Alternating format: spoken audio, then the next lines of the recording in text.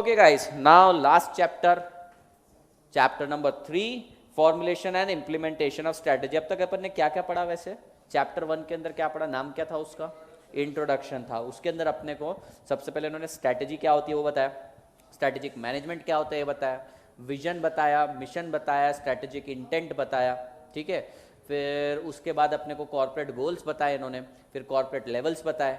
तो इन्होंने पहले एक बेसिक स्ट्रक्चर, एक फाउंडेशन ले कर दिया कि बाबा ये वर्ड अगर तुमको आगे चल के आएंगे तो समझ जाना इसका क्या मीनिंग है। सेकंड चैप्टर में हमने क्या देखा? वेरियस टाइप्स ऑफ स्ट्रैटेजीज देखी कि सेकंड चैप्टर में हमने एनालिसिस किया, एनालिसिस एंड प्लानिंग। एनालिसिस मतलब क्या? बेसिकली हमने स्कैनिंग करी इन्वायरमेंट की, इंटरनल एक्सटर्नल, जो भी इसके पीछे स्कैनिंग का मॉडल अपन यूज करते थे, इंटेंशन एक ही था। क्या इंटेंशन था इसके अंदर? अपना जो स्ट्रेंथ है उसको अपलिफ्ट किया जाए, वीकनेस को खत्म किया जाए, अपॉर्चुनिटीज को अवेल किया जाए, और जो थ्रेट्स है उसको डॉज कर दिया जाए या उसको साइड में कर दिया जाए। यानी अपॉर्चुनिटी, थ्रेट और स्ट्रेंथ वीकनेस का एनालिसिस किया। वो होने के बाद अपन प्लानिंग स्टेज के अंदर चले गए, प्लानिंग, फॉर्मुलेशन, और ये चैप्टर के अंदर अपन फॉर्मुलेशन करेंगे और इंप्लीमेंटेशन करेंगे। तो रफली अगर अपन स्ट्रक्चर देखें तो अपन ने क्या किया? सबसे पहले तो बेसिक कॉन्सेप्ट समझे, फिर अपन ने एनालिसिस करना उसका सीखा, प्लानिंग करना सीखा, एनालिसिस किया, प्लानिंग किया। अब प्लानिंग के बाद उसको फॉर्मुलेट करेंगे, लिख देंगे कहीं तो भी, और बाद में उसको करेंगे इंप्लीमेंट, ठीक है। तो इस तरीके से स्ट्रैटेजिक मैनेजमेंट का सिलेबस खत्म होता है तुम्हारा। अच्छा, इसके अलावा 6 मार्क्स के तुमको एमसीक्यूज आते हैं, राइट। अब एमसीक्यू के लिए मैंने तुमको एक और चीज बताना रह गया कि एमसीक्यू के लिए चैप्टर नंबर 4 बनाया जो तुमको खुद ही करना है। अब इंस्टीट्यूट के ऐसे एमसीक्यूज है ना बुक के पीछे, जिसका तुमको रेफरेंस पूरे के पूरे 3 चैप्टर में कहीं नहीं मिलेगा, एक वर्ड भी नहीं तुमको मिलेगा। अब ऐसे एमसीक्यूज है, तो एमसीक्यूज पढ़ना रटने के अलावा अपने पास कोई ऑप्शन नहीं है। लेकिन अच्छी बात यह है, जितने भी अब तक 5 पेपर हुए हैं, 5 पेपर जितने हुए अपने, उसके अंदर एक भी डिफिकल्ट एमसीक्यू नहीं आया।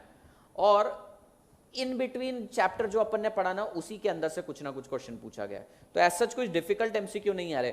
लगभग 250 से 300 एमसीक्यूज डाल दिए हैं मैंने अब तुम्हारी प्रैक्टिस के लिए। लेकिन जब तुम एग्जाम के एमसीक्यू सॉल्व करोगे ना, उसके अंदर मैंने एग्जाम का सेक्शन बना के दिया है। एग्जाम के एमसीक्यू सॉल्व करोगे तो तुम रियलाइज करोगे यार ये इंस्टीट्यूट के दिए हुए एमसीक्यूज पढ़ने की जरूरत ही नहीं थी। इन बिटवीन चैप्टर जो पढ़ा उसी के बेसिस पर अपन कर लेते थे, ठीक है। जैसे तुम्हें 3 चीजें बोली जाएगी, जैसे ये देखो, identify the odd man out, star, dog, dodo और क्वेश्चन मार्क। अब ये इसके ऊपर कोई एमसीक्यू बना नहीं है, पर तुम समझ सकते हो ये क्वेश्चन बीसीजी मैट्रिक्स का है, जिसमें डोडो होता ही नहीं है, वो तो पीएलसी में होता है। अच्छा, तुमको मालूम है ये चारों के चारों एलिमेंट एक और जगह पे होते हैं, पीएलसी, प्रोडक्ट लाइफ साइकिल के अंदर भी हैं। लेकिन जब तुम्हें ऑड मैन आउट करना पड़े ना, तो तुम समझ जाना कि डोडो को करना पड़ेगा। तो ऐसे क्वेश्चंस हैं। चलो फिर अब लास्ट चैप्टर पे अपन मूव करते हैं। अच्छा, इस चैप्टर में होने क्या वाला है? बहुत सिंपल चैप्टर है। इस चैप्टर के अंदर क्या किया है, यहां पे तुम्हें स्ट्रैटेजीज फॉर्मुलेट करना सिखाया है, अलग अलग अलग फंक्शनल एरियाज का। यानी कि प्रोडक्शन है ना, प्रोडक्शन को लेकर क्या स्ट्रेटेजी रखोगे वो बताएंगे। मार्केटिंग करनी है ना, क्या स्ट्रेटेजी रखना है वो बताएंगे, स्ट्रेटेजी क्या फॉर्मुलेट करेंगे। ह्यूमन रिसोर्सेस है, उसके लिए क्या रखेंगे। प्लांट अक्वायर किया है, उसके लिए क्या करेंगे। For example, if I talk about, chapter में बाद में जाते हैं, if I talk about production, क्या प्रोडक्शन के लिए, वसुंधरा वो डोर पुल करो, क्या प्रोडक्शन के लिए कोई स्ट्रैटेजी होना जरूरी है या नहीं? तुम बताओ मुझे। और होना चाहिए तो क्यों होना चाहिए? देखो, होना तो चाहिए नो डाउट, पर क्यों होना चाहिए? The question is this. Rough idea दो। इस चैप्टर के अंदर वही भर भर के उन्होंने एक्सप्लेन किया है। चाहे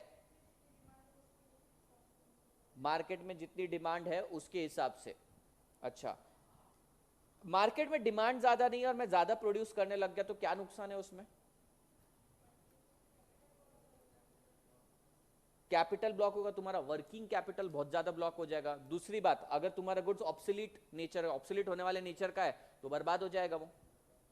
अच्छा छोड़ो ना, अंडर प्रोडक्शन करते हैं ना अपन, प्रोडक्शन स्ट्रेटेजी, अपने को वेस्टेज नहीं करना है, कैपिटल ब्लॉक नहीं करना है, अंडर प्रोड्यूस करते, क्या प्रॉब्लम है?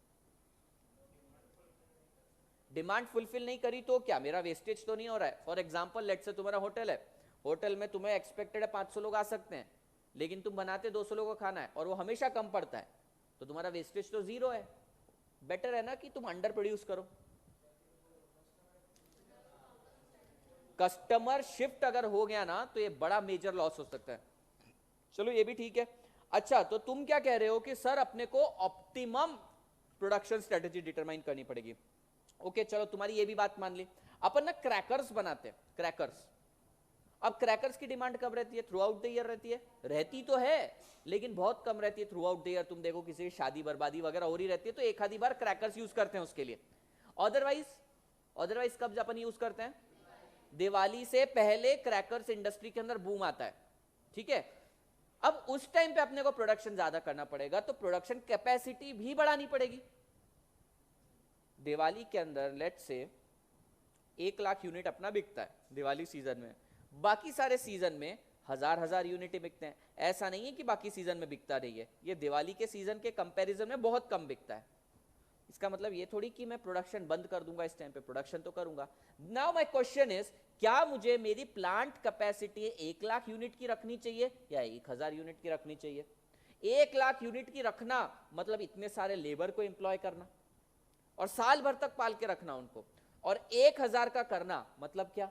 1000 का करना मतलब यहां पर भी 1000 या 2000 की डिमांड फुलफिल कर पाऊंगा और मार्केट के अंदर कस्टमर शिफ्ट होगा। तो भाई क्वेश्चन ये आ जाता है कि मेरे सीजनल इंडस्ट्रीज भी है अगर, तो क्या स्ट्रेटेजी रखनी चाहिए? सिमिलरली मार्केटिंग में मुझको क्या करना चाहिए? सिमिलरली मुझको, ये तो अपन ने प्लांट कैपेसिटी प्रोडक्शन के बारे में बोल दिया, मुझे ह्यूमन रिसोर्सेज के लिए क्या करना चाहिए?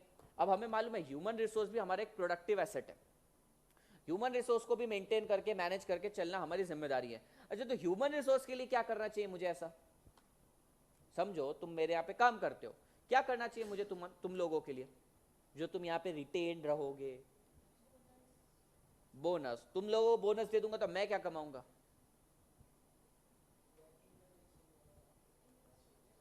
अच्छा, वर्केबल कंडीशन, हर एक की इच्छा रहती है हर कंपनी के पर उसको देने के लिए कॉस्ट लगता है।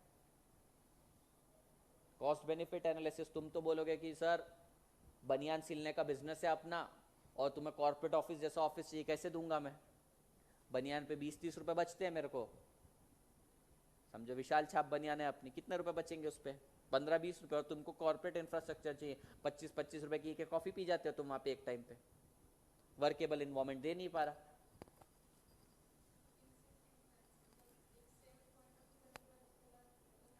तो सेल्स का टारगेट तो मार्केटिंग में आएगा, मैं ह्यूमन रिसोर्स की बात कर रहा हूँ। अच्छा, ये फंक्शन सब ओवरलैप होते हैं, ह्यूमन रिसोर्स प्रोडक्शन को भी टच करता है, मार्केटिंग को भी टच करता है, वो छोड़ो। पर तूने जो बोला ना सेल्स का टारगेट देना चाहिए, तो मार्केटिंग के लिए होना चाहिए। क्या करना चाहिए? तुम तुम्हारे जनरल नॉलेज से बोलो कि तुम मालिक हो, मैं नौकर हूं, कैसे रिटेन करोगे मुझे?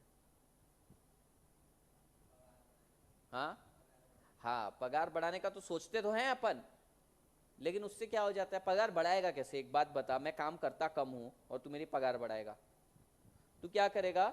मेरा जो सैलरी है वो लिंक कर देगा प्रोडक्शन के साथ, कि ज्यादा प्रोडक्ट प्रोड्यूस करेगा तो ही तेरे को ज्यादा मिलेगा। इसके अलावा एक और चीज हो सकती है, इसके अलावा तुम उसको इंसेंटिव की बात करी इसने, लेकिन इंसेंटिव हर बार काम का नहीं रहता। तुम उसको बोलोगे ओवर टाइम करेगा तो तेरे को ज्यादा पैसे मिलेंगे, बंदा नॉर्मल वर्किंग आवर के टाइम काम नहीं करेगा और ओवर टाइम के टाइम बोलेगा कि मेरे को 1.5 गुना सैलरी मिल रही है। हाँ हाँ, तो वही बोला ना, प्रोडक्शन से लिंक कर देना एक चीज सही रहेगी। पर प्रोडक्शन से लिंक करने में इंडियन एम्प्लॉयज को मालूम है कि अपन साला प्रोड्यूस ही कम करेंगे, तो फिर वो उसके लिए मानते नहीं। तो मेनली मुझको ये बताना था, देयर आर वेरियस प्रॉब्लम और इन सारी प्रॉब्लम को टैकल करना। अच्छा, ये जो चैप्टर है ना, बेसिक कलर तुम्हारा ऑपरेशनल मैनेजमेंट है ना, उसके कन्वर्जेंस में टॉपिक है। दैट मीन्स ये ऑपरेशन मैनेजमेंट पूरे सब्जेक्ट की एक तरह से थियोरटिकल वर्जन है कि करना क्या चाहिए, ऐसे कैसे करना चाहिए, वो सारी चीजें इसके अंदर बताइए। अच्छा, एक बार चैप्टर पहले ब्राउज करवा देता हूँ, फिर आगे बताऊंगा। फिर अपने को देखो प्रोडक्शन स्ट्रेटजी कैसे फॉर्मुलेट करना है वो बताया इन्होंने। अच्छा पूजा, तुम बोल रही थी ना कि वो बहुत लेंदी चैप्टर दे रखा है, इन्होंने 4 लाइन में एक आंसर कंप्लीट कर दिया है। कहाँ गया वो आंसर? हाँ, मैंने तो भी इन ये तुम्हें पॉइंटर दिख रहे ग्रीन ग्रीन ग्रीन, उन्होंने सिर्फ पॉइंटर लिखे थे 4 मार्क्स के लिए। मैंने एटलीस्ट कंटेंट तो डाल दिया इसके अंदर कुछ, तो इतना डिफिकल्ट लेंदी चैप्टर नहीं है, बुक के हिसाब से पढ़ोगे बहुत टाइम लगेगा। Okay, plant location. अच्छा, प्लांट लोकेशन भी डिपेंडेंट है। प्लांट लोकेशन क्यों इंपॉर्टेंट है भाई स्ट्रैटेजी के हिसाब से? ट्रांसपोर्टेशन किसका? सप्लाई का भी, और दूसरी बात एम्प्लॉयज के लिए भी। और तुमने यहां से डाल दिया चाकन में, और तुम कहां पे रहते हो? प्रेस्टीज पॉइंट के सामने रहता है और वहां पे इसका लोकेशन है चाकन में, जाने में 2.5 घंटा लगता, आने में 2.5 घंटा लगता, एम्प्लॉय क्या मोटिवेटेड रहेगा? तो प्लांट की लोकेशन भी इंपॉर्टेंट है। तो किधर डालना चाहिए प्लांट? प्रेस्टीज पॉइंट के पास। पर इतना पैसा है क्या अपने पास? फिर क्या करना चाहिए? और ये एरिया में इंडस्ट्री तो डाल ही नहीं सकते। तो प्लांट लोकेशन भी बहुत इंपॉर्टेंट है, यही समझाना था तुमको। प्लांट लोकेशन इंपॉर्टेंट है, बिल्डिंग इंपॉर्टेंट है। यहां पर एक एक फैक्टर का इन्होंने इंपॉर्टेंस बताई है, ठीक है। Next marketing. मार्केटिंग पे बहुत रेपिटेटिव क्वेश्चन है। रोल ऑफ मार्केटिंग मतलब हाईली रेपिटेटिव क्वेश्चन है। ये देखेंगे अपन कि रोल ऑफ मार्केटिंग क्या है, मार्केटिंग से तुम्हारी कंपनी को क्या फायदा होने वाला है। क्या लगता है तुमको, मार्केटिंग से सच में फायदा होता है? Is it a waste of money? Depend मतलब इन जनरल बताओ, ये जो टीवी पर एडवर्टीजमेंट करते हैं क्या इनकी मार्केटिंग इफेक्टिव है? ठीक है, मानते हैं टीवी पर जो करी हुई मार्केटिंग बहुत ज्यादा इंपॉर्टेंट है, इन्फ्लुएंशियल है, लेकिन उसको लगता भी कॉस्ट बहुत ज्यादा है। तो अपने को कॉस्ट बेनिफिट एनालिसिस भी करना पड़ेगा। पता चला अपन बेच रहे च्यवनप्राश और उसके अंदर अपन ले आए शाहरुख खान को, कमाई होती नहीं है अपनी और शाहरुख खान को सारा पैसा चला गया। अब तो रोल ऑफ मार्केटिंग तो है भाई, लेकिन अपने को एनालिसिस करना पड़ेगा कॉस्ट बेनिफिट का। ये हो गया। फिर अपन मार्केटिंग प्लान, ये भी क्वेश्चन बहुत एग्जाम में आया है, मार्केटिंग प्लान देखेंगे। सोशल मार्केटिंग, ये भी क्वेश्चन बहुत आया। मार्केटिंग स्ट्रेटेजी पे ज्यादा क्वेश्चन नहीं आया। मैन पावर स्ट्रेटेजी, इसको ह्यूमन रिसोर्स स्ट्रेटेजी बोलते हैं। अच्छा, ह्यूमन रिसोर्स मतलब क्या होता है? एचआर। एचआर सुना है ये वर्ड कभी? एचआर ह्यूमन रिसोर्स डिपार्टमेंट रहता है, उसका काम क्या रहता है? कोई बड़ी ऑर्गेनाइजेशन में काम किया है किसी ने? तूने किया है, और किसी ने किया है? जॉब किया है किसी ने? कहां पे किया है? सीएफओ में एचआर डिपार्टमेंट ही नहीं होता। टाटा में किया है? आज वहां एचआर डिपार्टमेंट था, ऑब्वियसली था। तूने काय में काम किया है? किर्लोस्कर। अच्छा, वहां पे एचआर डिपार्टमेंट था। हाँ, क्या काम रहता है उनका रंगोली बनाने के अलावा? रंगोली बनाना, मैसेजेस, हाँ सब। तुमको मैसेजेस आते, कितने टाइम काम किया तूने? 1 साल। तूने? अच्छा, तेरे को ज्यादा नॉलेज नहीं होगा। दिवाली का सीजन आ जाता है, एकदम सक्रिय हो जाते हैं, ट्रेडिशनल पहन के आओ, गुब्बारे फुलाओ 4 कलर के, लगाओ, रंगोली बनाओ, यहाँ पर वही काम रहता है मेन। उसके अलावा क्या काम रहता है? रिक्रूटमेंट होता है, राइट। क्या क्या रिक्रूटमेंट? एम्प्लॉय का परफॉर्मेंस चेकिंग तो रिस्पेक्टिव डिपार्टमेंट हेड करके उनको देता है। मतलब तो प्रोडक्शन डिपार्टमेंट, तो प्रोडक्शन डिपार्टमेंट का मैनेजर बता देगा कि मयूरेश काम नहीं करता है, स्टाफ को देखता रहता है, जो भी फीमेल स्टाफ को देखता रहता है ना। सैलरी डिसबर्समेंट आजकल उनके हाथ में नहीं है, सब ऑनलाइन हो चुका है। एक, हाँ तो अभी के सिनेरियो की बात करेंगे, तो पढ़ भी तो आज रहे हो इसको। स्ट्रेटेजी तो फ्यूचर ओरिएंटेड है ना। एचआर का काम ये रहता है कि कई बार छुपा हुआ टैलेंट जो है उसका खोज करके लाए।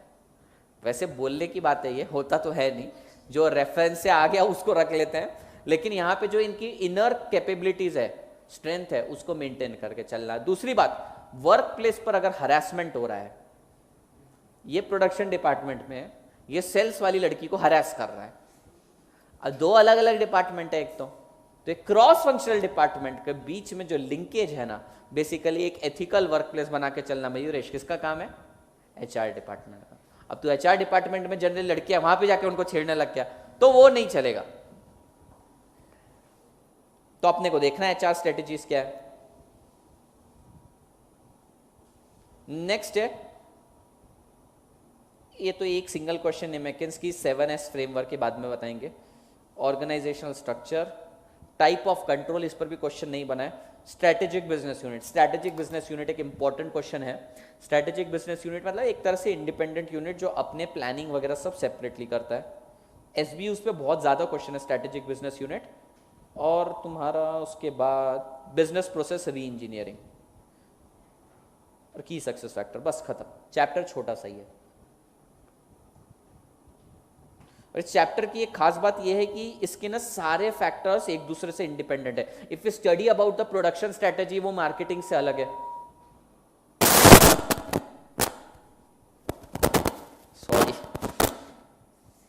सॉरी मेरे को नहीं आती आवाज इतनी जोर से यहाँ पे। चलो भाई फिर स्टार्ट करते हैं। सबसे पहले प्रोडक्शन स्ट्रेटेजी से। आंखें यहाँ पे बोर्ड पे, थोड़ी देर के लिए मैं गायब हो जाता हूँ।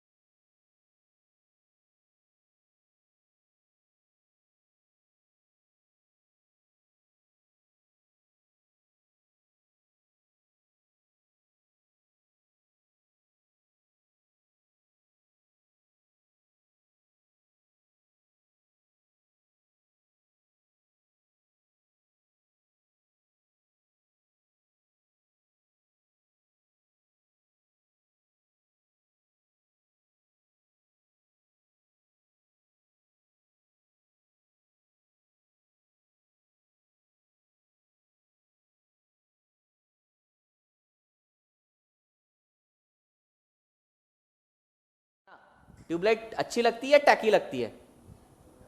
टैकी बोले तो गंदी सी एकदम, क्या बोलते हैं सर? ऑप्शन क्या है? हाँ, एलईडी से भी बढ़कर एक चीज आ चुकी है आजकल ना, वॉल माउंट रहता है, दीवार के अंदर ही वो जगह बना के रख देते हैं, वहीं पे फिट कर दो तुम। तो ये क्लासरूम को जरा तुम एक बार देखो, तारे तारे तारे, पंखा लटकता हुआ, ये सारी चीजें बहुत टैकी दिखती है। तो इस चीज के कारण ना क्या बोलते हैं उसको, होम ऑटोमेशन। होम ऑटोमेशन के अंदर क्या होता है, तुम्हारे घर के अंदर बहुत सारे ऐसे प्रोडक्ट लगा देते हैं तो ऑटोमेटिक रहते हैं, जैसे मूड के हिसाब से लाइट बदल रही है। ये तो भयंकर टेक्नोलॉजी, मालूम तुमको? अगर तुम जा रहे हो और उस रूम के अंदर और तुम ऐसे खुशनुमा मूड के अंदर हो तो लाइट पिंक हो जाती है, वहां पे गुस्से में हो तो पता नहीं क्या होता है। तो ये खतरनाक भी चीज है, बेचारा इंसान कई बार प्रिटेंड भी नहीं कर पाएगा। एनीवेज, तो कुछ चीजें ना ऑब्सोलीट होने लगती है, इसलिए प्रोडक्शन स्ट्रेटेजी इंपॉर्टेंट है। कौन से दो रीजन है प्रोडक्शन स्ट्रेटेजी के लिए? पहला, तुम्हारी जो प्रोडक्ट बनाते हैं वो ऑब्सोलीट ना हो जाए, दूसरा एक्सेसिव प्रोडक्शन कॉस्ट ना इनकर कर ले। तो ये दो फैक्टर को बाद में तुम अंडरलाइन कर लेना। Second point, the production strategy enable an organization to make optimum decision regarding product, production capacity, plant location, choice of machine, and equipment and maintenance of existing facility. Soon you are going to start with financial management वाला subject. उसके अंदर तुम्हें capital budgeting है क्या? Capital budgeting है। Capital budgeting में यही होता है कि तुम्हारे इनफ्लो और आउटफ्लो का तुम्हें कंपैरिजन करना है। इनफ्लो कितना आ रहा है और तुम्हारा आउटफ्लो कितना आ रहा है, इसका तुम्हें कंपैरिजन करना है। इन शॉर्ट, मशीन से मिलने वाला फायदा और मशीन की कॉस्ट का तुम्हें कंपैरिजन करना है। वो यही बोल रहे हैं, प्रोडक्शन स्ट्रेटजीज में भी तुमको यही करना है। प्रोडक्शन स्ट्रेटजी में तुमको देखना है क्या प्रोडक्ट बनाना है, कितना बनाना है, उसका कॉस्ट कितना आने वाला है, उससे मिलने वाला बेनिफिट और उसका प्लांट का लोकेशन। ये सारी चीजें तुम्हें प्रोडक्शन के लिए स्ट्रेटजी करनी है। लेट्स से अपन एक अज्यूम करते हैं अपने को एक स्टील प्लांट डालने का है। स्टील नहीं, बहुत हाई फाई हो जाएगा, क्या लगता है उसमें ये मेरे को भी नहीं मालूम है। क्या बनाने का कंपनी डालते हैं अपन एक काम करते हैं, आजू बाजू बैग बनाने की, बैग बनाने का डाल देते हैं, ठीक है। अभी देखो, बैग बनाने के हिसाब से ना, पहले कैसे बैग रहते तुमको मालूम है क्या? 6-7 स्टैंडर्ड में तुमने कैसा बैग यूज किया? हाँ, वो चौरस वाला, ऐसा दोनों साइड उसको ऐसा रहता, टांग के ले जाओ। अब क्या हो रहा है, धीरे से वो प्रोडक्ट ऑब्सोलीट हो गया। तो फिर तुमने क्या बोला, अब हाईफाई सैक बनाएंगे अपन, ऐसा कुछ। तो भी अब मैं पेन का कलर नहीं चेंज करने वाला, ऐसा सैक बनाने का तुमने सोचा। अब ये सैक बनाने चलेगा और इसकी कॉस्ट ही बहुत ज्यादा हो गई तो बिकेगा नहीं। तो प्रोडक्शन स्ट्रेटेजी इंपॉर्टेंट है। दूसरी चीज, अब ये बैग मैन्युफैक्चर करना है, किधर डालना चाहिए मेरे को इसका यूनिट, जरा तुम ही बताओ। तुम बताओ मुझको, बैग मैन्युफैक्चर करने के लिए ये इंडस्ट्री किधर डालनी चाहिए पूना में? कॉलेज से फर्क नहीं पड़ता, वो तो सेलर देख लेगा। प्रोडक्शन से रिलेटेड है मेरा। नहीं, जरूरत नहीं है। प्रोडक्शन तो ऐसी जगह पे होना चाहिए जहां पे सस्ते में प्रोड्यूस हो जाए। बताओ आप किधर? उस हिसाब से तो ऐसा लगता है सिटी एरिया में ज्यादा होना चाहिए, लेकिन हाँ, रेंट ज्यादा है, वही ना अपन एनालिसिस कर रहे हैं, रेंट ज्यादा है। दूसरी चीज, लेबर महंगा है यहाँ पे। तो क्या करना चाहिए? पर्वतीय एरिया मालूम का तुमको? पर्वतीय, अब पर्वतीय जैसे एरिया में रेंट भी कम है और दूसरी बात, वहां पे लेडीज फ्री रहती है, वो कुछ ना कुछ काम करती रहती हैं, तो पार्ट टाइम उनसे काम करवा ले, क्योंकि बैग जैसी चीज के अंदर कुछ स्पेशलाइजेशन नहीं चाहिए रहता है, तो वहां पे करवाया जा सकता है। तो लोकेशन भी इंपॉर्टेंट है, ये प्रोडक्शन से रिलेटेड है, समझ में? तो यहाँ पे देखो एक एक पॉइंट कवर हो रहा है, कौन सा प्रोडक्ट बनाना है, कितनी कैपेसिटी पे बनाना है। अरे देखो, अपने को ना जगह लेनी पड़ेगी। अपने पास 10 लाख बैग बनाने का ऑर्डर है तो उसी हिसाब से जगह लेनी पड़ेगी। और अगर मान लो अभी मेरे पास कम है, मेरे पास सिर्फ 1000 बैग का ऑर्डर है, छोटी जगह लेनी चाहिए, पर फ्यूचर में इसका एक्सपांशन कर सकूंगा, इसलिए आसपास जगह देखनी पड़ेगी। पता चला मैंने ऐसे प्रेस्टीज पॉइंट पे एक छोटी सी खोली के अंदर बनाना चालू कर दिया, पर इसका एक्सपांशन का स्कोप क्या है? तो ये सारी चीजें सोचनी पड़ती है। प्लांट लोकेशन सोचना है, चॉइस ऑफ मशीन सोचना है कि भाई अगर मैं ज्यादा ही कॉम्प्लिकेटेड मशीन से बनाने लग गया तो लेबर को यूज करने ही नहीं आएगा। तो choice of machine, equipment and maintenance, इसके भी ध्यान देना है। हाईफाई मशीन लाने के लिए, प्रोडक्शन के लिए हाईफाई मशीन ले आया, लेकिन उसको रिपेयर करने के लिए मेरे को किसी जर्मन बंदे को बुलाना पड़ेगा, तो क्या फायदा? मशीन प्रोडक्शन तो अच्छा कर देगी, लेकिन प्रॉब्लम ये हो जाएगा कि उसके मेंटेनेंस के लिए क्या।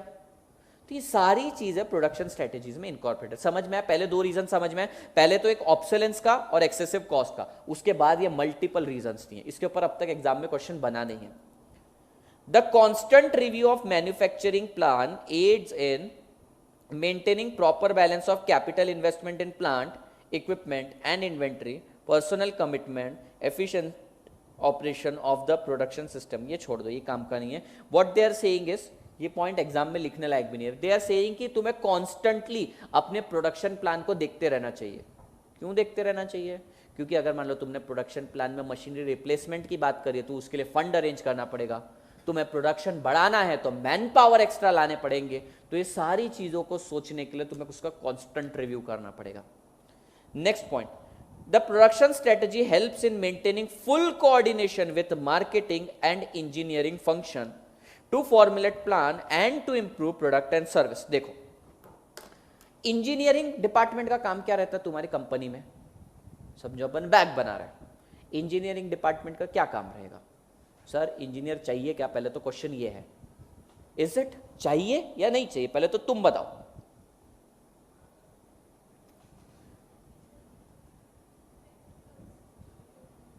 चाहिए रहता है.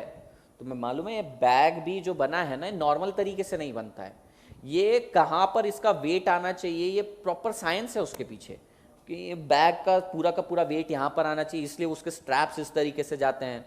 और अच्छा, कुछ बैग ऐसे रहते हैं जो सस्ते तुम 150-200 रुपए के सड़क से खरीदते हो. खरीदा है किसी ने? 150, 200, 250 रुपए का वो बैग बेशेप रहता है, वो कुछ भी शेप में जाता है. तुम कुछ भी डालो उसके अंदर भारी लगता है वो बैग. और ये बैग के अंदर तुम कुछ भी डालो एकदम हल्का रखता है, क्योंकि उसका वेट प्रॉपरली एडजस्टेड रहता है. अच्छा, ये वाला जो गोस्ट का बैग मैं यूज करता हूं, ये देखो, ये वाला बैग, ये पेटेंट है इसका. ये टेक्नोलॉजी जो इसके पीछे यूज करी है ना, पेटेंटेड टेक्नोलॉजी है. वो कब उसके अंदर बहुत सामान आ जाता है. मान लो अगर मैं 4 दिन के लिए कोई टूर पे भी गया ना, तो सारा का सारा सामान, शूज वगैरह सारी चीजें आ जाती है. लगने में छोड़ा तो इंजीनियरिंग डिपार्टमेंट लगता है. चलो बैग के लिए नहीं भी लगा, एक बार मानता हूं, तो अगर अपन कोई केमिकल इंडस्ट्री में या स्टील प्लांट में, तो वहां तो इंजीनियर लगते हैं भाई. मानते हो कि नहीं? अच्छा, इंजीनियर्स ना तुमको कंटिन्यूसली नई नई टेक्नोलॉजी दिए जा रहा है कि ऐसे बना लो वैसे बना लो.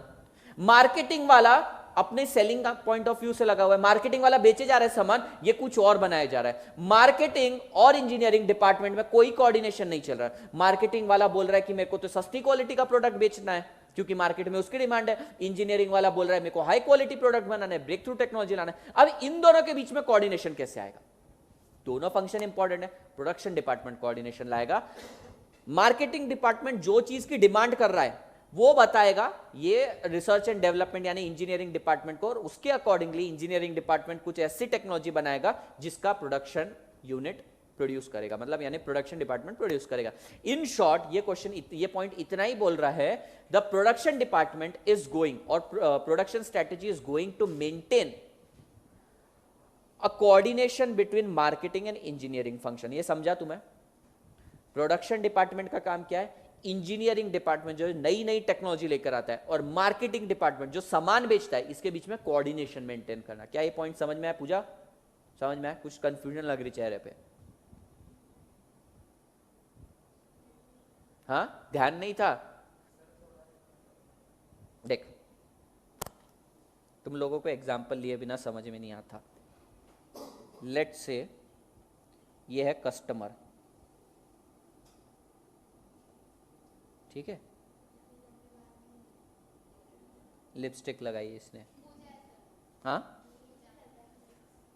पता नहीं, तुम्हारे हिसाब से देखो, ये कोई तो भी कस्टमर है, ठीक है. ये कौन है तुम ही बताओ?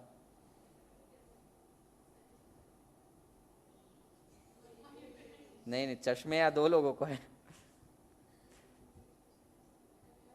अथर्व, ATHARV. हाँ हाँ, सुनो, अभी अच्छी स्टोरी आने वाली है. ये प्रोडक्शन डिपार्टमेंट है. प्रोडक्शन डिपार्टमेंट में कौन बैठा है? ये चंद्रकला बैठी है, सुष्मिता बैठी है, ठीक है. ये बेचारा मयूरेश यहाँ पे, मयूरेश खुश नहीं है, मयूरेश उदास है आज. चश्मा पहना है, रिसर्च एंड डेवलपमेंट कर रहा है. देखो इसके अंदर कुछ केमिकल है. हाँ? अब क्या हो रहा है?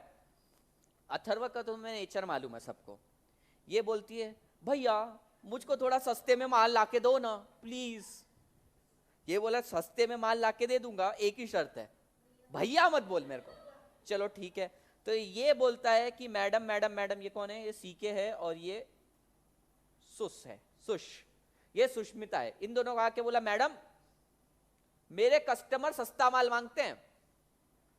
और ये बेचारा दिन रात रिसर्च एंड डेवलपमेंट में लग के अच्छी चीजें बनाया जा रहा है। ठीक है, ये लिपस्टिक का एक ऐसा ब्रांड लेकर आया, ठीक है, भयंकर लिपस्टिक का ब्रांड, एक दिन लगाओ 7 दिन जाता नहीं है। ठीक है, चिपक ही जाता है, होठों के अंदर ही चले जाता है, होठ का कलर ही चेंज हो जाता है। ये ऐसी ब्रेक थ्रू टेक्नोलॉजी लेकर आए। ये लड़की को चाहिए सस्ता, ये देखो लग भी रहा है 30 रुपए की लिपस्टिक लगाई है इसने। अब ये बेचारा अपनी डायरेक्शन में भागे जा रहा है और ये ऐसे सस्ते छपरी कस्टमर लेकर आ रहा है। जो भी है लड़की ऐसे छपरी। अब तुम बताओ मेरे को, ये बेचारा गलत है क्या? नहीं। ये गलत है क्या? नहीं। लेकिन इन दोनों के बीच में तालमेल नहीं बैठ रहा। ये 5 स्टार की बात कर रहा है, ये ठेले की बात कर रहा है। ठीक है, क्या करना चाहिए? हाँ, तो कौन करके देगा ये कम्युनिकेशन? ये इसको जाके तो डायरेक्टली बोल नहीं सकता, ये करेगी। ये बोलेगी भैया मयूर भैया, मयूरेश भैया। नहीं, ये बोलेगी सुष्मिता को, सुष्मिता दीदी, और सुष्मिता दीदी बोलेगी मयूरेश भैया से। अब ऐसे कोऑर्डिनेशन बन के यहां तक पहुंचा जाएगा। समझ में आया तुमको? तो ये कोऑर्डिनेशन है, तालमेल कौन बिठाएगा? Production team बिठाएगी। दुष्ट लग रही हो तुम दोनों, लाल आंखों में हो ही दुष्ट। क्या ये पॉइंट समझ में आया? एग्जाम्पल से बाहर निकल के चलें, समझ में आया क्या? तो ये तालमेल बिठाने का काम किसका है? प्रोडक्शन डिपार्टमेंट का भाई। It calls upon the management to keep in constant touch with finance and personnel to achieve the optimum use of asset, cost control, recruitment and suitable production। अच्छा, अभी क्या हुआ? जैसे ही मयूर, देखो मयूर उदास हो गया, मयूरेश उदास हो गया कि यार क्या कोई भी, हाँ अब क्या हो गया? अब ये बोलेगा मैं भी सस्ती 30 रुपए वाली लिपस्टिक बनाऊंगा। क्या करेगा? उसको जो खरीदना है वही बना के बेचेगा। क्या? ऑरेंज कलर की लिपस्टिक बना के बेच रहा है। ठीक है, ये बात तो ठीक है, लेकिन जैसे ही ये 30 रुपए वाली लिपस्टिक मार्केट में आई, वसुंधरा भी आ गई, भैया मैं भी खरीदूंगी। वसुंधरा को भी चश्मा है, मैं भी खरीदूंगी, मैं भी खरीदूंगी। विशाल आया, मैं भी खरीदूंगा, मैं भी खरीदूंगा। हाँ, तिच्यासाठी कोण तरह से देखो विशाल टीका लगाता है, ये विशाल है। हाँ, अरे बालों का क्या है? वसुंधरा ये बोला मैं भी खरीदूंगा, मैं भी खरीदूंगा। अब सडनली क्या हो गया? अथर्व देखो गलत कभी नहीं था, अथर्व की नियत गलत थी पर काम सही हो रहे थे उसके सारे। अथर्व के कारण ना कंपनी का प्रोडक्शन भयंकर भयंकर डिमांड आ गई वहां पे। अब क्या करेगी? ये सुष्मिता जाएगी और एचआर डिपार्टमेंट को बोलेगी, एचआर एचआर एचआर 4 लोग और लाकर दो। हम अकेली बैठकर कितनी ज्यादा लिपस्टिक बनाएंगी, आधी तो हम ही लगा लेती हैं, तो अब हमें 4 लोग और चाहिए। अच्छा, ये एचआर में पता है कौन बैठा था? एचआर में अब बचा कौन? एचआर में बैठा था प्रणव। प्रणव सख्त लड़का है। ये बोलता है 4 लड़के चाहिए ना तेरे को, 4 लड़कियां चाहिए क्या? पैसे क्या झाड़ पे उगते क्या? सीधी बात है, तेरे को 4 लोग चाहिए तो 40 बोलोगे, पैसे झाड़ पे लगते क्या? वो बोलते हैं फिर क्या करना पड़ेगा? बोला जाके फाइनेंस डिपार्टमेंट से पैसा मांग के आ। मतलब ये था basically marketing department. Marketing department और तुम्हारा ये जो इंजीनियरिंग डिपार्टमेंट है, रिसर्च एंड डेवलपमेंट डिपार्टमेंट के बीच में कोऑर्डिनेशन लिया। डिमांड बढ़ गई तो ये गया एचआर के पास। एचआर बोलता है नए रिक्रूटमेंट के लिए पैसा चाहिए, लेगा फाइनेंस लेकर आओ। इन शॉर्ट ये कहना है, ये जो 2 लड़कियां हैं प्रोडक्शन डिपार्टमेंट में, कोऑर्डिनेशन मेंटेन करती है मार्केटिंग के बीच में, engineering department, human resource and finance के बीच में। आखिरी के ये पॉइंट यही बोल रहे हैं, फाइनेंस एंड पर्सनल, पर्सनल वही एचआर डिपार्टमेंट। क्या ये चीज समझ में आई? तो प्रोडक्शन डिपार्टमेंट का काम क्या है? सबसे पहले तो ऑब्सोलेंस ना हो जाए प्रोडक्ट का, और एक्सेसिव कॉस्ट पे प्रोडक्ट ना हो, प्रोडक्ट प्रोड्यूस ना हो। दूसरी चीज है कौन सा प्रोडक्ट बनाना है, कितनी कैपेसिटी में बनाना है, कितना रॉ मटेरियल लगेगा उसके लिए, इक्विपमेंट कितना लगेगा, मशीन लगेगा, ये सारी चीजें बताना है। उसके बाद कोऑर्डिनेशन मेंटेन करना है। ये 4 पॉइंट इंपॉर्टेंट है। और ये जो पॉइंट है ना, इसके अंदर इन्होंने सिर्फ रिव्यू के बारे में बोला है कि कांस्टेंट रिव्यू इन्होंने करते रहना चाहिए। ठीक है, अथर्व बिगड़ गया है। अब अपन ना फॉर्मुलेट करेंगे प्रोडक्शन स्ट्रेटेजी। अभी तो अपन ने नीड पढ़ा भाई, जरूरत क्यों है, अब एक्चुअल फॉर्मुलेशन में जाएंगे। ठीक है, तुम्हारी बुक में ये क्वेश्चन आया है एग्जाम के अंदर, और उन्होंने सिर्फ ये 4 बुलेट्स लिख दिए 4 मार्क्स के लिए। एग्जाम के अंदर क्वेश्चन आया है, और वैसे तो ये 6 पेज का क्वेश्चन है प्रोडक्शन स्ट्रेटेजी का। तो क्या करना है अपन ने सिर्फ हेडर्स याद रखने, अपने को याद हो जाते हैं हेडर्स याद करेंगे, और अंदर के जितने पॉइंट्स है ना वो लाइन थोड़ी सी 1-2 लाइन वो अपनी मर्जी से लिख देंगे। ठीक है, चलो। The following steps are involved in formulation of production strategy. पहला स्टेप है study the overall corporate plan and define the objective. Corporate plan पता करके मुझको ये पता चला कि मुझको तो टीवी बनाना है, पर अथर्व के प्रेशर में आकर मैं लिपस्टिक बनाने ना लग जाऊं, इसलिए मेरे को ओवरऑल कॉर्पोरेट प्लान और ऑब्जेक्टिव्स का स्टडी करना पड़ेगा। समझ में आया भाई? तेरे को प्रोडक्शन क्या करना है, कितना करना है, क्या मशीनरी लानी है, सारी चीजों का प्लानिंग करना है ना, तो सबसे पहले तेरे को तेरा कॉर्पोरेट ऑब्जेक्टिव्स है उसकी स्टडी करनी पड़ेगी, कॉर्पोरेट प्लान से उसकी स्टडी करनी पड़ेगी कि तेरे को बनाना क्या है। तू इलेक्ट्रॉनिक्स में जाना चाहता है और तू लिपस्टिक बनाने बैठ गया, चलेगा क्या थर? वैसा नहीं चलेगा। This provide overall direction of manufacturing and also answer about overall economic industrial market and company factor. ठीक है, the first point is the study to study the overall corporate plan and its objective. क्या ये point सबको समझ में आया? वसुंधरा समझा? Vasundhara, production strategy बनाते टाइम सबसे पहला स्टार्टिंग पॉइंट क्या रहेगा? अपन कॉर्पोरेट प्लान और ऑब्जेक्टिव को पढ़ेंगे। समझो अभी अपने को ना लिपस्टिक बनाने का प्रोडक्शन यूनिट लगाने का, ये वाला यूनिट बनाने का है अभी अपने को।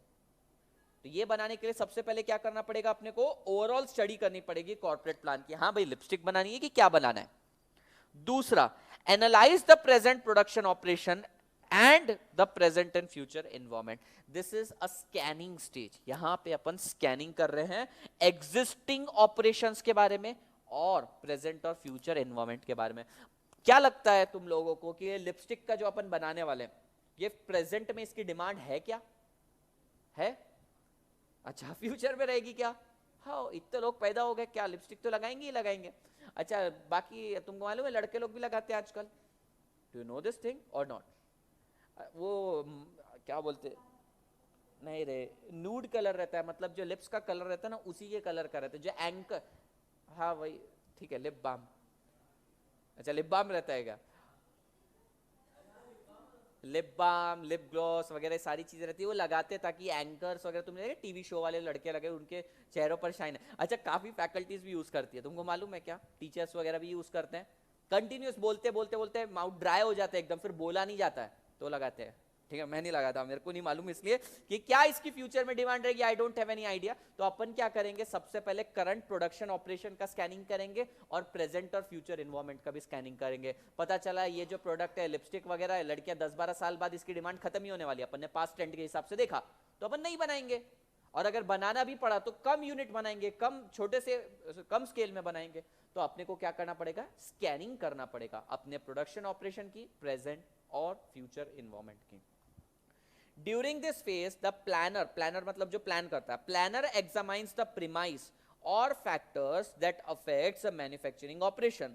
Specifically, the production manager should analyze the current manufacturing operation and the present and future environmental trends to determine the company's manufacturing strength and weakness. पता चल रहा है मेरी कंपनी के अंदर जो मयूरेश है ना, उसका मन ही नहीं लग रहा है आजकल। मयूरेश, क्या हो गया, तेरा मन क्यों नहीं लग रहा है? हाँ हाँ, बोलना, मन क्यों नहीं लग रहा है तेरा?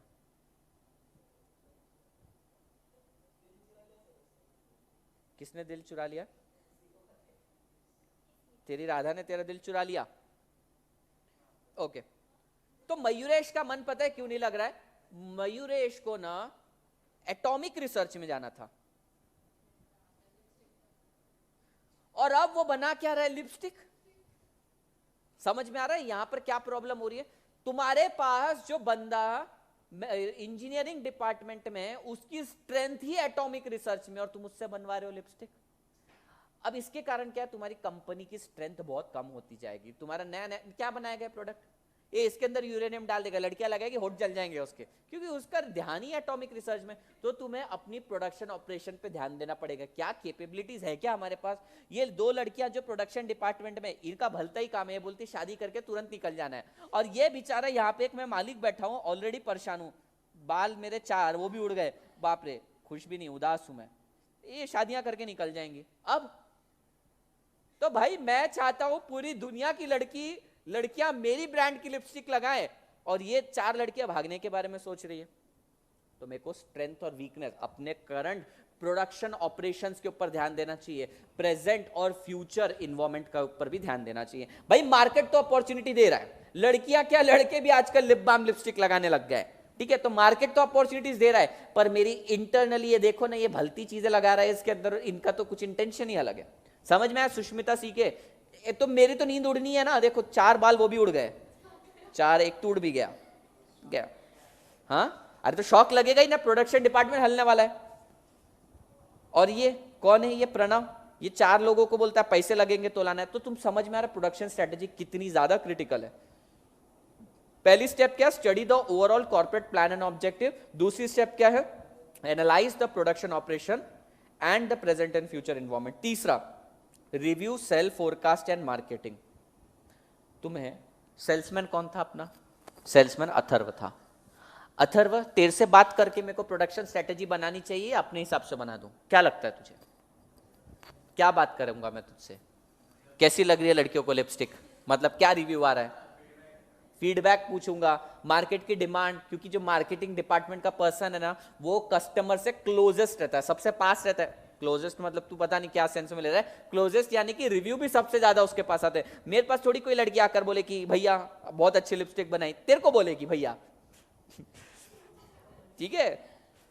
तो मेरे को सेल्स फोरकास्ट को भी रिव्यू करना पड़ेगा। पता चला सेल्स फोरकास्ट देखकर कि यार ये तो डाउनवर्ड ट्रेंड है, तुमने देखा होगा कैसे डाउनवर्ड ट्रेंड आ जाता है, तो पता चला कोई लिपस्टिक ही नहीं लगा रहा है, कोई दूसरी ब्रांड आ रही है इसके अंदर अच्छे से, तो मुझको रिव्यू करना पड़ेगा सेल्स फोरकास्ट को, और उस हिसाब से प्रोडक्शन करना पड़ेगा। मार्केट के अंदर ना अथर्व के बहुत अच्छे रिलेशनशिप बन चुके हैं, ये रिलेशनशिप के कारण ना प्रोडक्ट की डिमांड बहुत ज्यादा बढ़ने वाली है।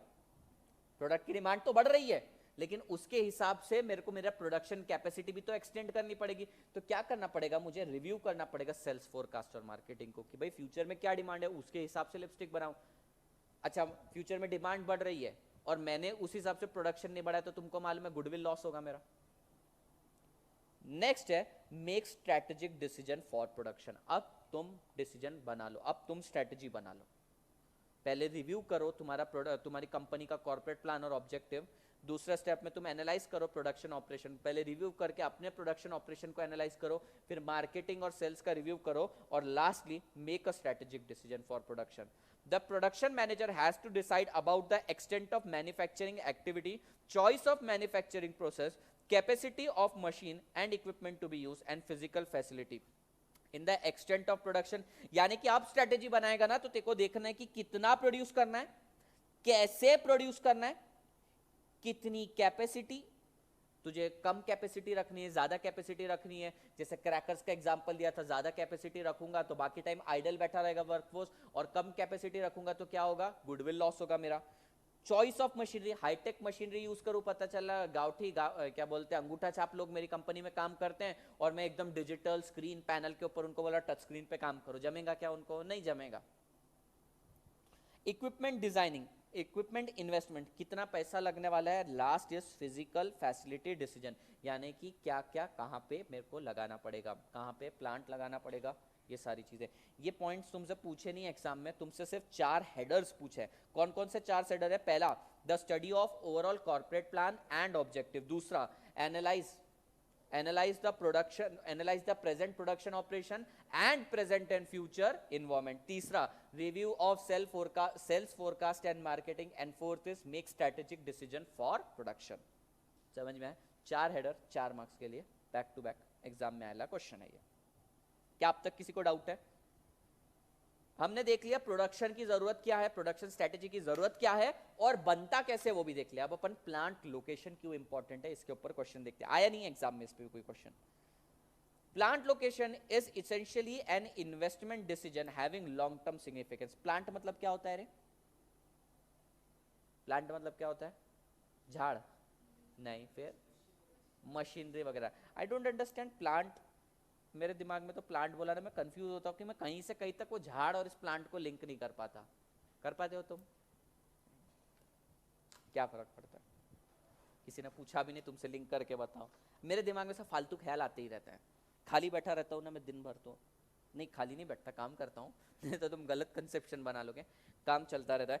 ओके, प्लांट लोकेशन क्यों इंपॉर्टेंट है अपन ने डिस्कस कर लिया था, ओवरव्यू देख लिया था कि अगर तेरी प्लांट लोकेशन सिटी के बीच में तो तू कॉस्ट कैसे बेयर करेगा। तुमने पता चला आदिवासी कबीले वाले ताड़ोबा के जंगल में बना दिया, कौन आएगा वहां पे तुमसे कुछ कौन आएगा वहां काम करने? आ रहे हो, पता चला एडवेंचर के नाम पे सुबह सुबह शेर खा गया, ऐसी ऐसी न्यूज आएगी। ठीक है, अच्छा तुमने बिहार में खोल दिया, हाँ कोई रातों रात तुमको तुम्हारी प्लांट को ही अगवा करके ले जाएगा, पता भी नहीं चलेगा। अच्छा तुमने राजस्थान में खोल दिया, पानी नहीं है मिल रहा वहां पे। तुमने कोल्हापुर में खोल दिया, बहुत ज्यादा पानी हो गया। प्लांट लोकेशन कितनी ज्यादा इंपॉर्टेंट है, प्लांट इज वेरी इंपॉर्टेंट। और दूसरी बात, प्लांट बोले तो सस्ते में तो बनता नहीं है, जितने भी प्लांट रहते कस्टमाइज रहते अपने को खरीद के बनवाने पड़ते हैं, और बनवाने के लिए अपने को लगता है पैसा, बनाने के लिए अपने को लगता है पैसा। तो यही बोल रहे हैं लॉन्ग टर्म सिग्निफिकेंस है उसका, प्लांट का लॉन्ग टर्म सिग्निफिकेंस है। टैक्स बेनिफिट, एरिया मतलब उड़ीसा वाले एरिया में तुम जाओगे तो वहां पे तो टैक्स बेनिफिट मिल जाता है, तो फिर वहां चले जाओगे, पर पता चला वहां के लोगों को काम करना नहीं जम रहा। IT company generally city area में क्यों होती है? क्योंकि वैसा वर्कफोर्स चाहिए रहता है। और तुमने देखा मैन्युफैक्चरिंग इंडस्ट्री गांव साइड क्यों रहती है जनरली, चाकन वाकन इंडस्ट्रियल एरिया में, क्योंकि वहां पे इतना स्किल्ड वर्कफोर्स नहीं चाहिए रहता। तो बहुत सिंपल है प्लांट लोकेशन। प्लांट लोकेशन ना बिल्कुल, प्लांट का लोकेशन एक शादी के डिसीजन जैसा है। देखो थोड़े से पॉइंट मैच करते, शादीशुदा लड़की थोड़ा सा लिंक कर पाएगी, लॉन्ग टर्म इंपैक्ट होता है इसका। ये प्लांट का डिसीजन भी एक तरह से लॉन्ग टर्म, जैसे शादी का रहता है इंपैक्ट, वैसा भी इसका लॉन्ग टर्म है, जन्मों जन्मों तक। दूसरी बात, पति को बेच तो सकते नहीं, can not readily be sold.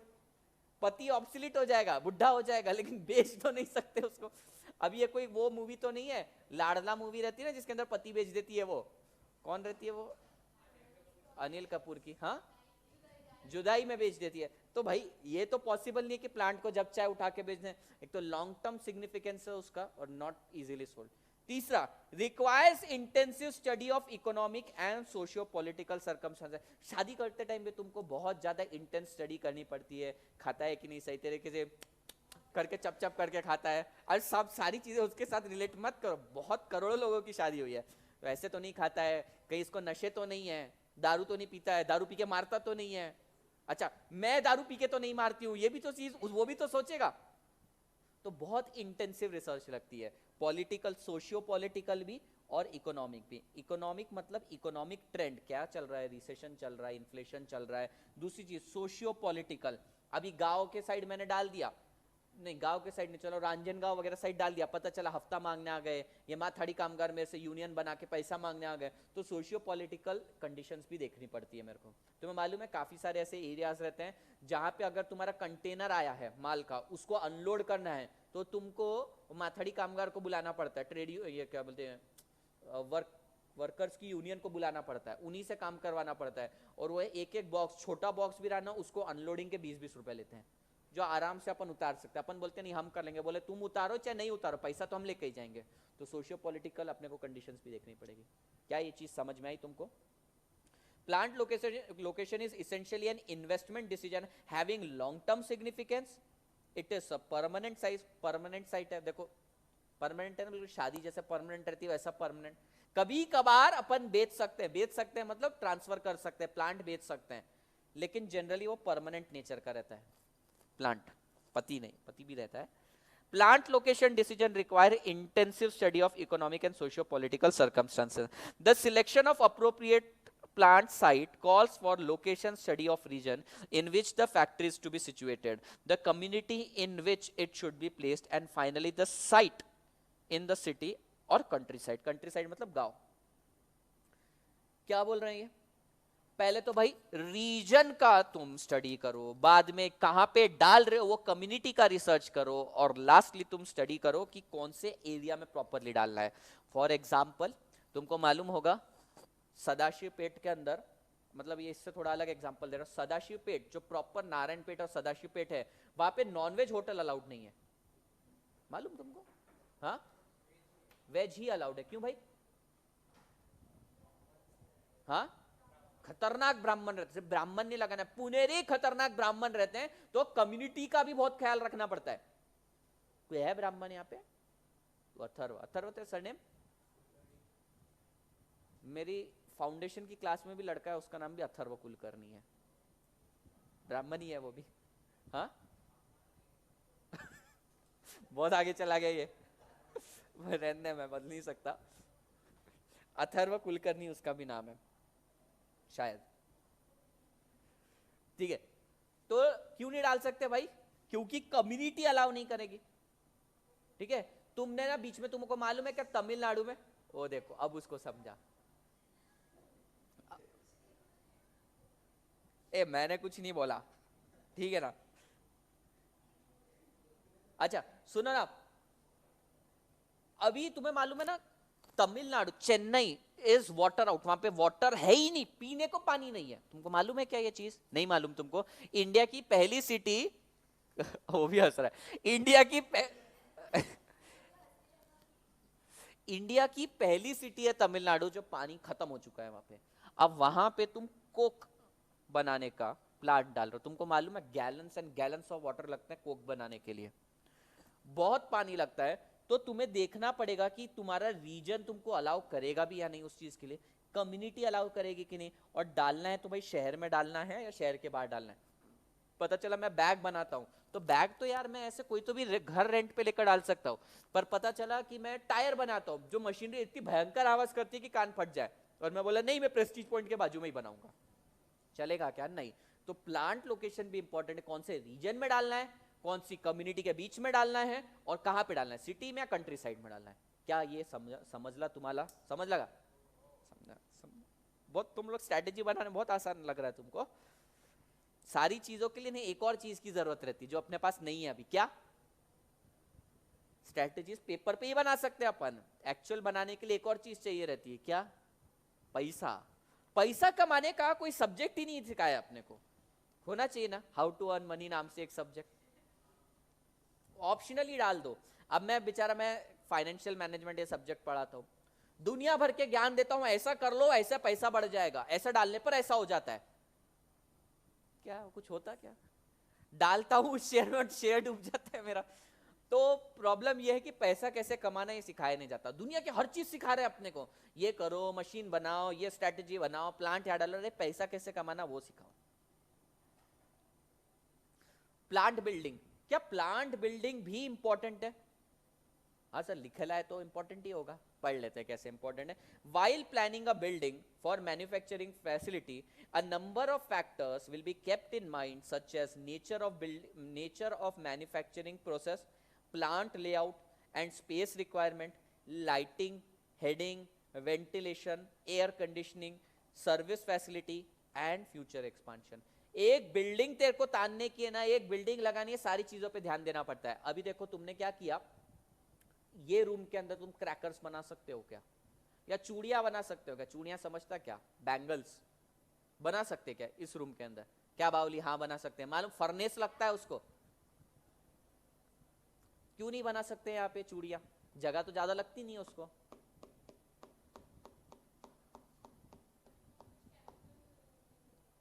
नहीं, उसको बनाने के लिए ना भट्टी, भट्टी समझती कि तुम्हें फर्नेस लगता है, वेंटिलेशन ही नहीं है यहाँ पे।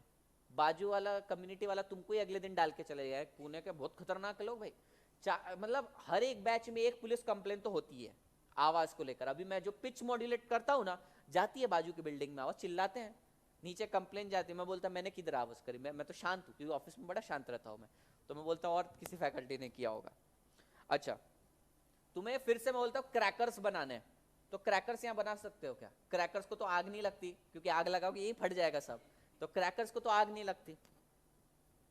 पर यहां बना सकते हो क्या तुम क्रैकर्स? नहीं बना सकते। अरे बावले, आग लग गई तो बिल्डिंग फट जाएगी। तुम्हें मालूम है इस बिल्डिंग के अंदर सिलेंडर रखना भी अलाउड नहीं। Do you know this thing? सिर्फ यहाँ पे दो ही लोग हैं जो सिलेंडर रख सकते हैं, एक नीचे जय भैरव वाला और उसके बाजू में सनराइज कैफे वाला, सिर्फ उनको सिलेंडर रखना अलाउड, बाकी पूरी बिल्डिंग में सिलेंडर नहीं है किसी के पास। रिस्क है ना, तो भाई अपने को बिल्डिंग लगाते टाइम पे वो सोचना चाहिए। चलो तीसरा मेरा बिजनेस है बच्चों की डायपर बनाने का।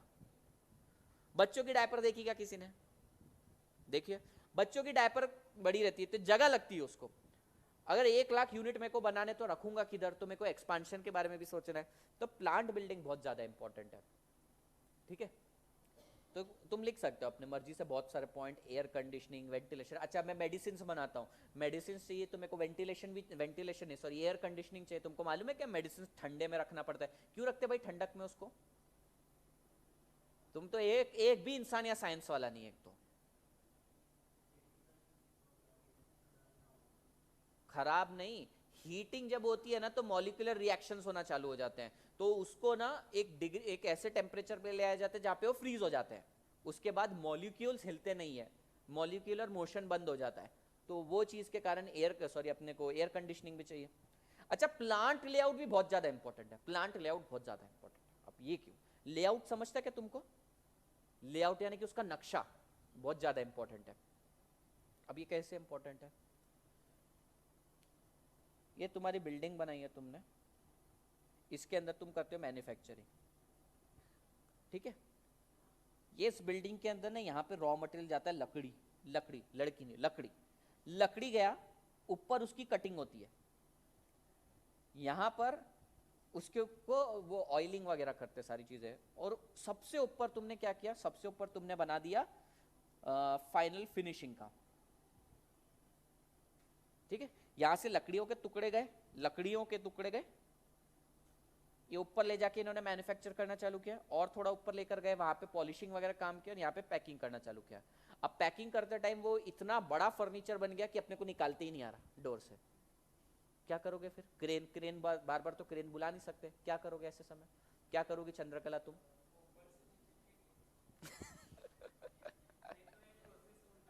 अच्छा चलो, प्रोसेस उल्टा करने का सोच रहे हो। इन शॉर्ट मेरे को यही एक्सप्लेन करना था तुमको कि लेआउट बहुत ज्यादा इंपॉर्टेंट है। ठीक है, अब तुम देखना स्टील, स्टील बार्स जो बनते हैं ना, स्टील वो बहुत बड़े बड़े बार्स बनते हैं, स्टील के वो पतरे बनते हैं ना, वो भी बहुत बड़े बड़े बनते हैं। तो उसको ऐसा वर्टिकल लेआउट नहीं जमता, उसको ऐसा हॉरिजॉन्टल लंबा लेआउट चाहिए रहता है, यानी ज्यादा जमीन चाहिए रहेगी। उनके प्रोसेस स्टेप 1 यहाँ कंप्लीट हुआ, फिर स्टेप 2, फिर स्टेप 3, वर्टिकल नहीं रहता। तो प्लांट का लेआउट भी उतना इंपॉर्टेंट है। क्या ये बात समझी तुमको? Okay. Plant layout involves arrangement and location of production machinery, work center, and auxiliary facility and activities for the purpose of achieving efficiency in manufacturing product or supplying customer services.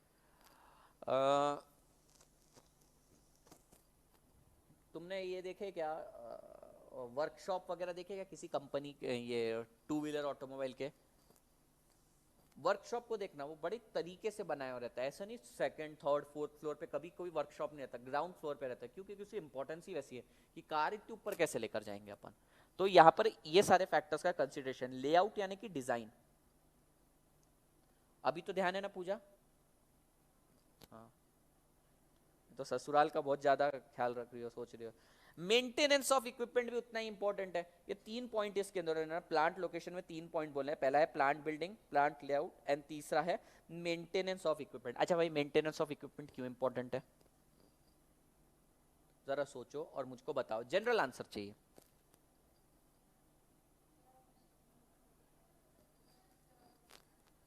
अच्छा तो maintenance को तो खर्चा लगता है ना madam? Exactly exactly. Maintenance इसलिए important है क्योंकि देखो हर चीज का ब्रेकडाउन होना है, हर चीज खराब होनी है, लेकिन अगर वो ऐसे टाइम पे खराब हो गई, अगर वो समझो दिवाली का सीजन है और उसके 2 महीने पहले ही मेरी मेजर जो सबसे बड़ी मशीनरी है वो खराब हो गई, तो मेरा पूरा सीजन बर्बाद हो जाएगा। अच्छा तो मेरे को मेंटेनेंस कंटिन्यूसली करते रहना चाहिए, तो मेंटेनेंस करते टाइम मेरे को लगती है कॉस्ट। मेंटेनेंस के लिए तो कॉस्ट लगती है ना। तुमने ये वर्ड सुना है क्या, एएमसी? एएमसी वर्ड कभी सुना है? नहीं सुना? Annual maintenance contract.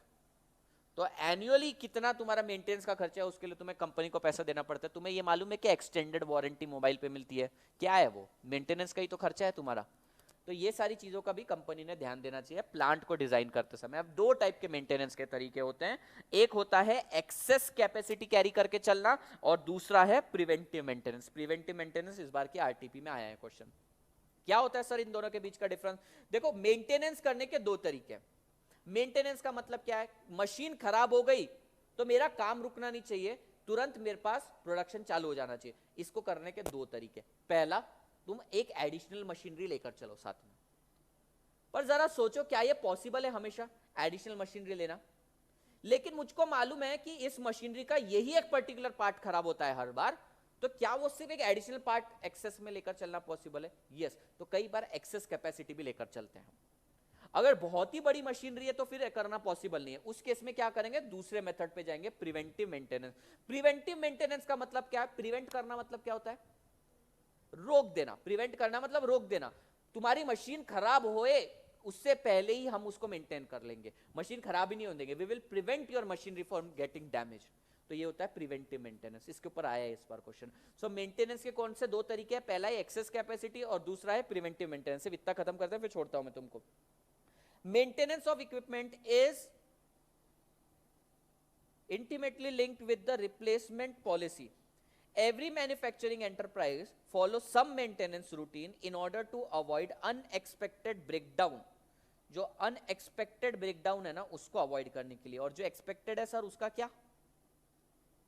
जो एक्सपेक्टेड है उसके लिए तो वैसे ही करके रखते हैं ना यार, उनको मालूम है ये मशीनरी की लाइफ इतने साल है, तो रिप्लेसमेंट डिसीजन के लिए ऑलरेडी रेडी रहते हैं। पर जो अनएक्सपेक्टेड है, सडनली बीच में बंद हो गया, तो तुम्हें कल ऑर्डर देने का है, कल तुम्हें एक प्रोजेक्ट रिपोर्ट सबमिट करने के, तुम्हारा लैपटॉप आज ही खराब हो गया, क्या करोगे? नया लैपटॉप ला के रखोगे? नहीं। ऐसे टाइम पे क्या करता है बंदा? क्या करते हो चलो बताओ? कंटिन्यूअसली तुम सेव करके बैकअप लेके पेन ड्राइव में लेके रखते हो। मैं तो ऐसे ही करता हूँ, नोट्स बनाता हूँ ना, डे एंड पर जितने नोट्स बन गए उनको एक पीडी में ले लेता हूँ और अगले दिन रिप्लेस कर दें कि इनकेस खराब भी हो गया तो दूसरे पीसी पे जाके काम कर लूंगा, पर प्रोग्रेस लॉस नहीं होना चाहिए।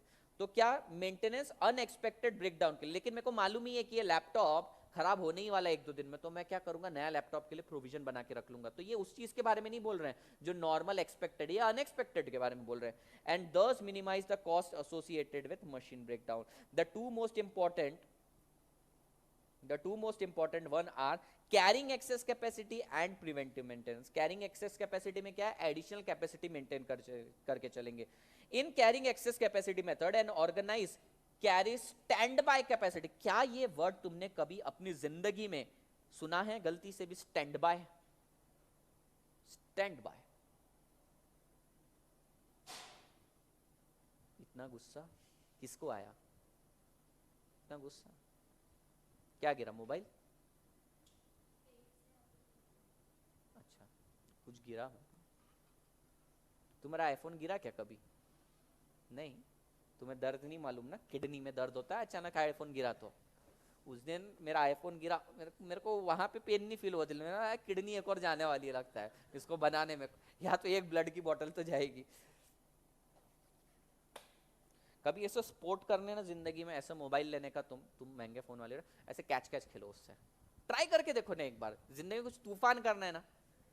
बाकी कोई नोकिया का फोन अगर लेकर ऐसे, नोकिया का फोन अगर अपने पर गिर गया तो अपन तो भगवान को प्यारे हो जाएंगे, इतना खतरनाक रहता है नोकिया का फोन। आईफोन करके देखो, मजा आ जाएगा, उसकी स्क्रीन ही इतनी है ना। अच्छा आईफोन 6 है ना तुम्हारे पास भी, कितने में बिकता मालूम क्या तुमको? अभी 3-4 हजार, उसकी स्क्रीन टूट गई तो 8 हजार मांगता है। बोला पागल है क्या? फंस गया था मैं। स्टैंड बाय म्हणजे काय? स्टैंड बाय म्हणजे तुम्हें मालूम है तुम्हारा फोन ऑक्सीजन पे चल रहा है, आखिरी 2-3 दिन बस इसकी कुछ अंतिम सांसें चल रही है, नया फोन लेने के लिए पैसे नहीं है क्योंकि सैलरी अगले महीने आने वाली। क्या करते हो तुम? दुकान पे जाते हो और एक नोकिया 1100 खरीद के आते हो स्टैंड बाय में। समझ में आया? तो तुम्हें मालूम है कि जो स्टैंड बाय कैपेसिटी कुछ टाइम काम करेगी, तो तुम स्टैंड बाय कैपेसिटी रखते हो। मेरा लैपटॉप खराब हो गया तो ऑफिस में एक स्टैंड बाय लैपटॉप रखा है सबके लिए कि अगर किसी को 1-2 दिन के लिए चाहिए तो मिल जाता है। समझ में आया? सुष्मिता समझ में आया? ये stand by capacity. In carrying excess capacity method and organisation carry stand by capacity which is thrown into the bridge if trouble occurs. यानी कि इसको तभी यूज करते हैं जब कुछ परेशानी आती है। This excess capacity can be whole machinery or can be major part or component which ordinary take time to obtain. यानी कि क्या बोल रहे हैं, ऐसा भी हो सकता है स्टैंड बाय में पूरी की पूरी मशीन लाके खड़ी कर दी तुमने, ऐसा भी हो सकता है कोई मेजर पार्ट लाके रख दिया, ऐसा भी हो सकता है कि वो मेजर पार्ट फ्रीक्वेंटली खराब होता है लेकिन वो पार्ट बाजू में ही मिल जाता है मुझे, तो मेरे को स्टैंड बाय रखने की जरूरत नहीं है। अभी प्रिंटर वगैरह कभी भी सडनली खराब हो जाता है तो लोग थोड़ी कार्ट्रेज वगैरह लाके रखते हैं, 10-10 20-20 नहीं लाके रखते, उनको मालूम है तुरंत इजीली अवेलेबल हो जाता है। समझ में आया एक्सेस कैपेसिटी का मतलब। Next method preventive maintenance. Preventive मतलब खराब ही नहीं होने देना, बिगड़ने से पहले ही सुधार देना। Preventive maintenance is based on the premise that good maintenance prevent breakdown. अच्छे से ख्याल रखोगे तो इंसान बिगड़ेगा नहीं, अच्छे से ख्याल रखोगे तो मशीन बिगड़ेगी नहीं, अच्छे से पति को खाना बना के दोगे तो पति का मूड खराब होगा नहीं। एग्जाम्पल मेरे को देने पड़ते हैं, देखो मैं क्लास में सबके लिए एग्जाम्पल देता कि नहीं, बाकी जनरल लोगों के लिए नॉन शादीशुदा एग्जाम्पल, ठीक है। पति का ख्याल रखोगी तो वो भड़केगा नहीं। गुड मेंटेनेंस प्रिवेंट ब्रेकडाउन, आज का तुम्हारा स्टेटस रख लेना, good maintenance prevents breakdown. Preventive maintenance means preventing breakdown by replacing worn out machinery और their parts before their breakdown. अभी पति के पार्ट्स बदल नहीं सकते, इसका यहाँ पे कहने का ये मतलब है मेंटेनेंस में तुमको लग रहा है ना कि ये पार्ट खराब होने ही वाला है, पहले ही उसको निकाल दो। समझ में आया? समझ में आया तुम्हें? पति के पार्ट्स निकाल सकते हैं नहीं। It anticipates likely difficulty and does the expected needed। अच्छा तुमने ये टायर ट्यूब वगैरह कभी बनाई है क्या, बनवाई है क्या, पंचर बनवाया क्या तुमने कभी? बहुत बार ना। और कभी कभी ने एक अपनी ट्यूब ऐसी हो जाती है ना जिसपे पैचेस ज्यादा रहते हैं, कम से कम 20-30 पैचेस रहते हैं, तो वो क्या बोलता है, मैडम या सर अब ये मरने वाला है, कुछ दिन में खत्म होने वाला है, चल जाएगा, चलने को चल भी जाएगा लेकिन फट भी कभी भी सकता है। तो क्या करते हो तुम उस टाइम पे, दिल पे पत्थर रखते हो और बोलते चल कर दे रिप्लेस। यानी कि खर्चा पहले ही कर देते हो क्योंकि तुम्हें मालूम है बीच रास्ते सुनसान सड़क पे अगर मान लो गाड़ी बंद पड़ गई तो अथर्व या मयूरेश जैसे लड़के आकर मिलेंगे, या फिर लड़कियों का तो एग्जाम्पल दे नहीं सकता, लड़कियां लड़कों तुम्हारी बाइक बंद हो गई तो कोई भयंकर सा इंसान आके तुमको तंग ना कर दे, कोई लूट ना ले पैसे तुम्हारे, ये सारी चीजें। तो तुम क्या करते हो, आगे चल के मेरे को तकलीफ ना हो इसलिए पहले ही खर्च कर लेते हो, ठीक है। पर ट्यूब को लगा है एक पैच, सिर्फ एक पैच लगा है और वो बोल रहे क्या एक पैच लग गया है, कभी भी फट सकती है ट्यूब, तुम अभी बदल दो, करोगे क्या? नहीं। तो तुम्हें कॉस्ट और बेनिफिट एनालिसिस करना पड़ेगा कि भाई ट्यूब को 25 पैच तो ऑलरेडी लग गए, कॉस्ट देने के लिए रेडी हो क्योंकि मेरे को बेनिफिट तुरंत मिल सकता है इसका, तो तुम्हें कॉस्ट बेनिफिट एनालिसिस करना पड़ेगा। इट एंटिसिपेट्स लाइकली डिफिकल्टी, यानी कि तुम्हें पहले ही सोचना पड़ेगा कि अगर पति को टाइम पे खाना नहीं दूंगी तो फिर क्या आगे तकलीफ जा सकती है, अगर ट्यूब को टाइम पे रिपेयर नहीं करवाया गया तो आगे चल के क्या तकलीफ जा सकती है, तो तुम्हें पहले ही डिफिकल्टी का एनालिसिस करना पड़ेगा, ठीक है। And does the expected needed repair at convenient time before the repair actually needed, जरूरत से पहले ही तुम हैमर कर दोगे उसको, ठीक है। Preventive maintenance depend upon past knowledge that certain parts will be needed to replacement after a normal interval of use. तुमको मालूम है लास्ट टाइम भी मैंने ट्यूब पे 25 पैच लगाए थे और मेरे को सेम एडवाइस दी थी पंचर वाले ने कि ट्यूब फटेगी, मैंने बात नहीं मानी थी और फट गई ट्यूब, और फिर मेरे को 10 किलोमीटर तक गाड़ी घिस के ले जाना पड़ा और फिर उसके चक्कर में टायर भी फट गया। तो तुम्हें ये पास्ट नॉलेज से पता चल गया कि ये सर्टेन पार्ट को तो रिप्लेस तुरंत कर देना चाहिए। अच्छा गाड़ियों के कितने लोग बाइक चलाते हैं, बाइक यानी मोपेड वगैरह भी, अपनी गाड़ी का हॉर्न खराब हो जाता है तो बनाते हैं क्या अपन तुरंत? नहीं बनाते। इंडिकेटर खराब हुआ नहीं, ठीक है, लेकिन टायर ट्यूब पे ज्यादा ध्यान देते हैं, क्यों? क्योंकि कुछ इसेंशियल पार्ट पे अपने को ज्यादा ध्यान देना पड़ता है। यहाँ पे यही बोल रहा है प्रिवेंटिव मेंटेनेंस में ना जो सबसे ज्यादा हैमर करने वाली चीज है ना उसी के ऊपर ध्यान दो, और इवेंट अकर हो उससे पहले ही तुम एंटिसिपेट कर लो। Another and quite different kind of preventive maintenance is they're concerned with designing machinery which will be both trouble free and can be easily repaired। ये तो ठीक है, ये बोल रहे हैं कि ऐसी मशीन बनाओ जो तुम्हें तंग भी ना करे और इजीली रिपेयर भी हो जाए। हर कोई चाहता है ऐसी मशीनरी बनाना, पर ऐसी मशीनरी महंगी पड़ती है। The most strategic decision which a production manager has to make in this regard is to determine whether the preventive maintenance is more expensive than repairing on call। यानी कि ये preventive measure मेरे को सस्ता पड़ेगा या मेरा लैपटॉप उसी समय खराब हो गया, इंजीनियर को बुलाना सस्ता पड़ेगा। फॉर एग्जांपल पास्ट रिकॉर्ड से पता चल रहा है 2 साल में एक बार मेरा लैपटॉप खराब होता है, ठीक है। अगर मैं एनुअल मेंटेनेंस इसका ले लूं तो 3000 का आएगा। कितना? 3000। यानी 3000 में मेरे लैपटॉप को साल भर कुछ भी हो जाए तो कोई तकलीफ नहीं, 3000 पे करने हो जाएगा। या फिर मैं इंजीनियर को बुला लूं जो 300 रुपए लेता है मुझसे एक टाइम के। तुम बताओ क्या करना चाहिए? और ये इंजीनियर ऑन कॉल, यानी जब बुलाओ तब आ जाता है इंजीनियर को, क्योंकि likelihood of this event is very rare, बहुत कम चांसेस है, और हुआ भी तो इंजीनियर तो ऑन कॉल आ जाता है। तो यहां पर मेरे को देखना पड़ेगा मेरा खर्चा कितना है और बेनिफिट कितना है। क्या ये चीज समझ में आई तुमको? कल याद करवा दूंगा। This requires comparison of total cost involved in preventive maintenance with those involved in repairing. The typical preventive maintenance strategy is otherwise simple as compared to sophisticated mathematical modeling. The guiding principle is that the time spent on preventive maintenance should be less than time required to repair. Oh, क्या बोले ये? इन्होंने एक बहुत simple सी चीज बोली कि preventive maintenance कोई रॉकेट साइंस मैथमेटिकल फॉर्मूला नहीं है। तुम्हें प्रिवेंटिव मेंटेनेंस लेना चाहिए या नहीं लेना चाहिए, इसका एक सिंपल कैलकुलेशन है। रिपेयर करने में 10 दिन लग जाएंगे इस मशीन को खराब हो गई तो, और अगर मैं प्रिवेंटिव ले रहा हूं तो 1 दिन लगेगा। क्या करना चाहिए? 1 दिन। तो सिंपली वो वही बोल रहे, कोई रॉकेट साइंस नहीं है। प्रिवेंटिव मेंटेनेंस का टाइम अगर रिपेयरिंग टाइम से कम है, मशीन एक्चुअली खराब हो गई, समझ तेरी बाइक खराब हो गई, 10 किलोमीटर तेरे को बाइक घिस के ले जाना, वो जल्दी हो जाएगा या तेरा प्रिवेंटिव मेंटेनेंस जल्दी हो जाएगा, तेरे को ये चेक करना है। And the value imported by machine by preventive maintenance should exceed the cost. यानी कि वैल्यू मतलब benefit, benefits should be more than cost. दो चीज है, तुम्हें प्रिवेंटिव मेंटेनेंस करना है ना, 2 चीजों का खास करके ध्यान देना चाहिए। कौन सी 2 चीज है? बेनिफिट ज्यादा होना चाहिए कॉस्ट के कंपैरिजन में। दूसरी चीज, time require in maintenance should be less than time require in repair. कल करवा दूंगा ये याद। यहां तक के पार्ट समझ में आया क्या तुमको? आया क्या? चलो कल मिलते हैं। Bye bye, Tata. बाय बोलो, आवाज आनी चाहिए यहां तक। तुम लोग क्या सो रहे क्या? बाय बोलो, बाय।